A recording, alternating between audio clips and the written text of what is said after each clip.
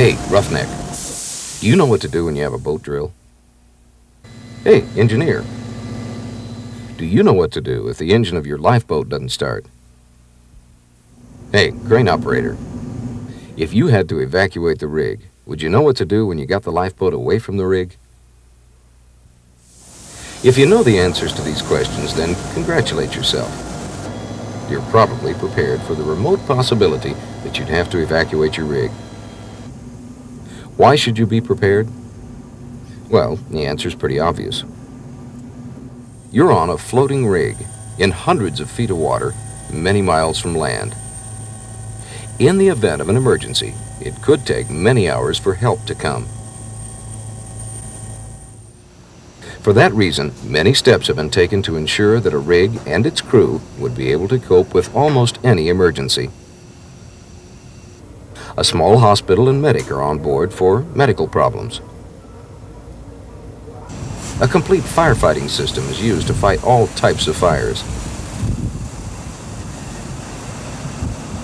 A high-power radio set with an experienced operator can keep you in touch with the mainland.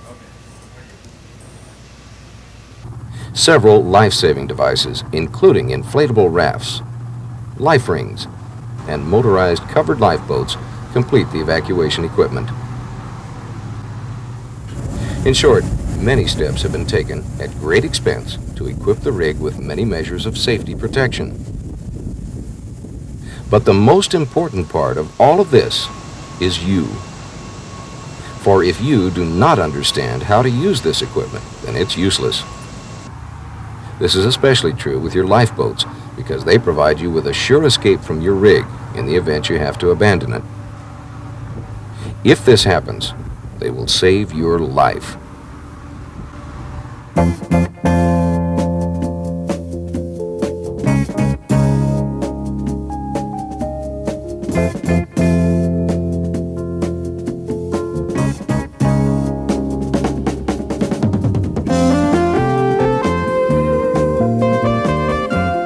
In this program, we'll show you the escape system aboard your rig. We'll show you the different types of lifeboats we have, how they're operated and launched, as well as what kind of provisions are inside. On your rig, you have several methods of escape. The fastest is probably the helicopter. It can transport you to shore in a short period of time. It has several limitations, however. It can only transport a small number of men at a time and is restricted during certain weather conditions. Another method of escape would be to the supply or standby boats, which are always in the area, but they also depend on weather factors. The last method is the lifeboats. There are enough of them for everyone on board your rig, and they can be launched in all types of weather. They contain all the necessary supplies and equipment for a stay at sea. On Sedco rigs, we have two types of lifeboats. Most of our rigs have the Shat Watercraft Survival Capsule, which is shaped like a hot dog. The other is a round capsule made by Whittaker Brucker. Here's a brief description of each. The Shat Watercraft Survival Capsule is completely enclosed and self-righting. It's made of fiberglass and can seat up to 66 people. It has its own compressed air system that will provide fresh air for more than 10 minutes. This is needed in case there are dangerous gases and fumes around the lifeboat. Another safety measure that the craft has is a water spray system. In case of high temperatures around the craft, you can activate a spray system that will spray seawater over the craft. This will cool it down and keep the fiberglass from melting. Complete provisions are on board, which include food, water, flares, a radio beacon, sea anchor, and medical supplies. The craft has a top speed of around 6 knots. The Whittaker Brucker capsule is also completely enclosed and built of fiberglass. Seating capacity is 28 people. Compressed air will supply fresh air for up to 1 hour. Like the Shat Watercraft capsule, a sprinkler system pumps water over the capsule. Complete provisions as well as a radio are aboard. To help you become more familiar with what's inside these boats, let's take a short tour of a Shat watercraft capsule, starting at the forward end. On my right hand side of me, there are various items of the boat's equipment. Mainly a painter, should you require to tie up anywhere. Axe, one is forward, one is aft. This is to ensure that if you get caught in any obstruction, you can hack yourself free. Also, our provisions, food, condensed milk, and other things to keep you alive in a survival situation. Down here we have engine spare parts, and also we have spare life jackets should you pick anybody else up in the immediate vicinity. If you ever have to attract your attention, we have a system of flares aboard here, contained in this box. There are 4 handheld red flares, 2 parachute rocket flares, both of which should be used at the evening or in twilight, and for during daylight hours we have 2 buoyant smoke floats. Should in an unlikely event of the engine not be able to function, other means of propulsion is provided, mainly the oars. This vessel can be rowed clear of the damaged rig into a safe area. The position for these rowers is on the side, stuck through these apertures in the side of the lifeboat. We are now at the after end of the boat. This is the engine and these are the controls. Back here we have various other items of equipment. Wave oil. This is used in conjunction with the oil bag for the sea anchor. Lamp oil. This is for your lighting for your lamp. The axe, as we mentioned previously, the after one. A small boarding ladder. Repair kit for the fiberglass, should any fiberglass be damaged. Refills for the fire extinguishers that are in the boat for the engine. Auxiliary tiller handle is here.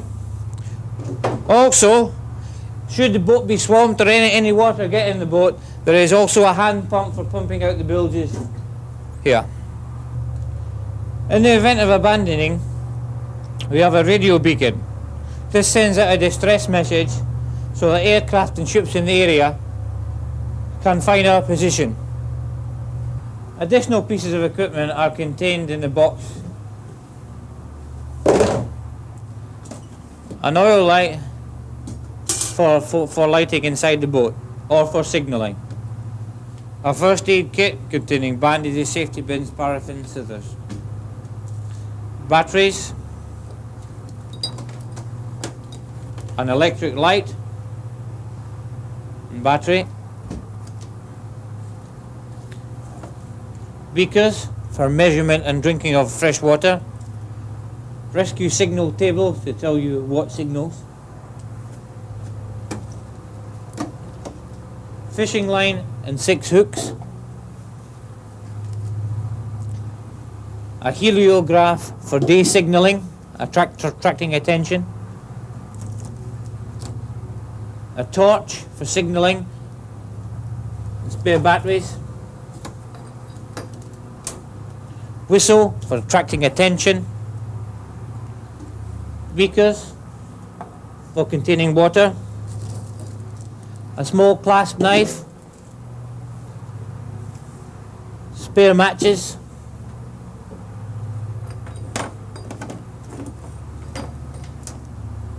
Beaker for dipping the water to get it out of the tanks. And a grommet for the steering oar if the steering device should break down. Other equipment at the aft end of the boat are life jackets, as mentioned before, a sand and scoop should the engine catch fire, but most important of all is a sea anchor and line and an oil bag for which the wave oil mentioned previously. This sea anchor ensures that the boat's head is kept up to the sea in bad weather, also stops the boat drifting away off location. Okay, you have some basic information about the lifeboats on your rig. Now we'll show you what to do in case you need to use the lifeboats for evacuation. You should know which lifeboat you're assigned to. It's usually assigned by bunk location and is listed on the station bill. When you arrive on board the rig, your medic or person in charge of check-in will give you a room assignment and tell you where your boat is located. When the boat drill bell rings, get your life jacket and go to your lifeboat station. There'll be someone assigned to your lifeboat who will be in charge of the lowering procedure. Chances are it'll be the barge engineer or watchstander. There'll also be a mechanic assigned to each craft who will operate the engine. If they don't show up, they will have substitutes. The person in charge of the boat will check your name off a list for that boat. Is anybody here that their name wasn't called? You can then get into the boat, taking the seats farthest forward or aft. Try to fill the boats in evenly in case the boat is partially loaded. Put your seatbelt on as soon as you sit down. It's very important to fasten yourself in. If you do, the craft will self-right if a big wave causes it to overturn. If you're not strapped in, the craft will not self-right, and that could be very painful indeed. When everyone is aboard, your craft can be lowered and the engine started. Since this procedure is different for both types of capsules, we'll outline the steps involved for each. Remember that there'll always be someone assigned to your capsule who will operate the engine and lower the boat. It's important for you to see how everything works in case you ever have to help out. We'll describe the Shat watercraft system first. The capsule is raised and lowered from davits, which have wire ropes that connect to release hooks on the bow and stern end of the lifeboat. Both the bow and stern lines run from one double drum winch. This keeps the capsule level when it's lowered or raised. The first man at the scene of the boats should open both the doors and latch them from the inside. Depending on the model, you may have to release 2 clamps under the bow and stern, like so. This prepares the craft for release. Now, the engine can be prepared for starting. If it's cold, you must engage the cold engine start knob. The engine has 2 hydraulic reservoirs that supply fluid to start the engine. If both are empty or fail to start the engine, then you can pump the hydraulic fluid back up by using this pump located in the engine compartment. When you have sufficient pressure, then you can try to start her up.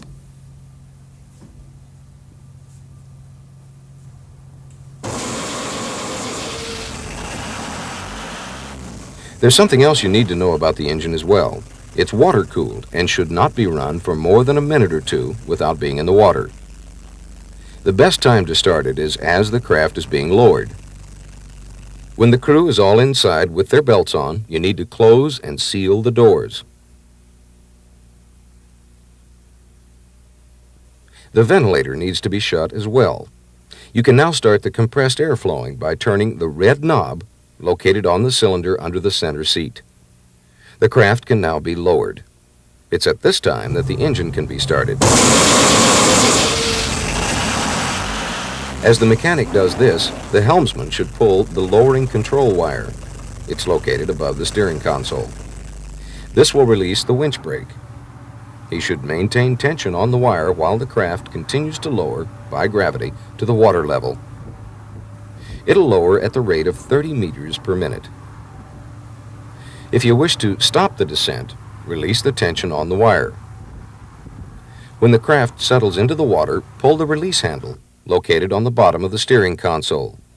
This will release the bow and stern clamps from the lifting hooks. Not all boats have the same type of release mechanism, so you need to check the kind you have. At this time, the control wire should be released. The craft can then be driven away from the rig under its own power. The water spray system can now be started. After the craft is out of danger, the hatches can be opened to the outside air. The Whittaker-Brucker capsule is launched this way. The first step is to close the lowering valve and then open the accumulator valve. They're located on the support structure for the capsule. This will take up any slack in the wire rope. Next, open the safety chains if you have them and release the pelican hooks. You do this by raising the handle until the locking ring is raised free of the hook end. Now the sliding doors can be opened and the capsule can be boarded. When everyone's aboard, close the doors and latch them. The crew should put on their safety belts. To start the capsule lowering, you need to open the hatch cover and reach out and pull the bar attached to the release cable. This will start the capsule's descent. Close the hatch cover and prepare to start the engine. As with the Shat watercraft, you should not run the engine for more than a minute or two unless it's in the water. The starter gauge should show at least 2,500 pounds pressure. Make sure the fuel feed valve is open, along with the raw water inlet valve. Both these valves should be open all the time. You just need to check them to make sure they are. Next, place the gear shift in the neutral position and prime the fuel system. The primer pump is located inside the access hole next to the gear shift box. There's a silver button in there that you need to press several times. On the left side of the instrument panel is the fuel valve control. Pull it up and turn it. Go over to the right side of the panel where the throttle handle is located. Pull it up all the way and turn it to lock it into position. If you're starting your engine in cold weather, pull up the red control labeled Quick Start for 1 to 2 seconds, then push it back down. Wait about 3 seconds and pull up the starting valve control located in back of the air starter pressure gauge. As soon as the engine starts, release the control. Now adjust the throttle for the desired engine speed. When the craft hits the water, put the gear shift in forward and adjust the throttle. You can now use the tiller to steer the capsule away from the rig. The tiller can be used in both the forward and aft positions. When the capsule's in the water, turn the crank that releases the lowering cable.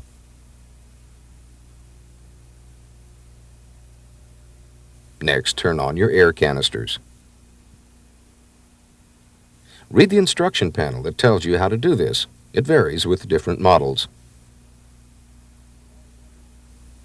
The water spray system uses a manual pump. Make sure its control valve is in the clockwise position. The inlet valve located under the transmission cover should be in the aft position. Operate the pump with a rapid motion. If it needs priming, remove the top plug and fill it with water.